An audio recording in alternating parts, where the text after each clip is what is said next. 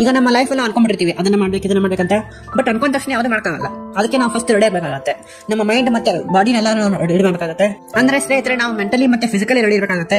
ಅವಾಗ ಮಾತ್ರ ನಾವು ಅನ್ಕೊಂಡಂತ ಕೆಲಸ ಕರೆಕ್ಟ್ ಮಾಡಬೇಕಾಗುತ್ತೆ ಅಂತ ಹೇಳ್ಬೋದು. ಅದಕ್ಕೆ ಮೇನ್ ಆಗಿ ಬೇಕಾಗಿರುವಂತ ಪಾಯಿಂಟ್ ಏನಂತಂದ್ರೆ, ಫಸ್ಟ್ ನಾವು ಅನ್ಕೊಂಡಂತ ಕಂಫರ್ಟ್ ಝೋನ್ ಹೊರಗಡೆ ಬರಬೇಕಾಗುತ್ತೆ. ಯಾಕೆ ಇದಕ್ಕೆ ಇಂಪಾರ್ಟೆಂಟ್ ಆಗುತ್ತೆ ಅಂತಂದ್ರೆ, ಒಂದು ಸಣ್ಣ ಎಕ್ಸಾಂಪಲ್ ನಿಮಗೆ ಕೊಡ್ತೀನಿ.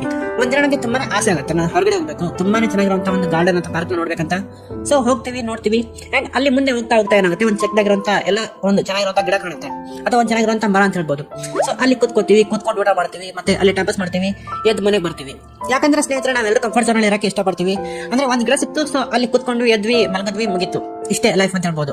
ಅದೇ ನೀವು ಸ್ವಲ್ಪ ಕಂಫರ್ಟ್ ಝೋನ್ ಹೊರಗಡೆ ಬಂದು ನೋಡಿದ್ರೆ ಫುಲ್ ಗಾರ್ಡನ್ ಅಲ್ಲಿ ನೋಡಬಹುದಾಗುತ್ತೆ. ಗಾರ್ಡನ್ ಅಲ್ಲಿ ಯಾವ ತರ ಹೂಗಳಿದೆ, ಯಾವ ತರ ಗಿಡ ಮರಗಳಿದೆ, ಮತ್ತೆ ಯಾವ ತರ ಪ್ರಾಣಿ ಪಕ್ಷಿಗಳು ನಮಗೆ ನೋಡಕ್ ಸಿಗುತ್ತೆ, ಹಾಗೆ ಯಾವ ತರ ಜನ ಬರ್ತಾ ಇದ್ದಾರೆ, ಮತ್ತೆ ಅವರ ಕಷ್ಟಗಳೇನು, ಅವರ ಇಷ್ಟಗಳೇನು, ಅದೇ ಲೈಫ್ ಅಲ್ಲಿ ನೀವೇನೋ ಕಲಿಬಹುದಾಗುತ್ತೆ ಅನ್ನುವಂತ ವಿಷಯಗಳು ನಿಮಗೆ ಒಂದು ಗಾರ್ಡನ್ ತುಂಬಾ ಸಿಗುತ್ತೆ ನೋಡ್ಬೋದು.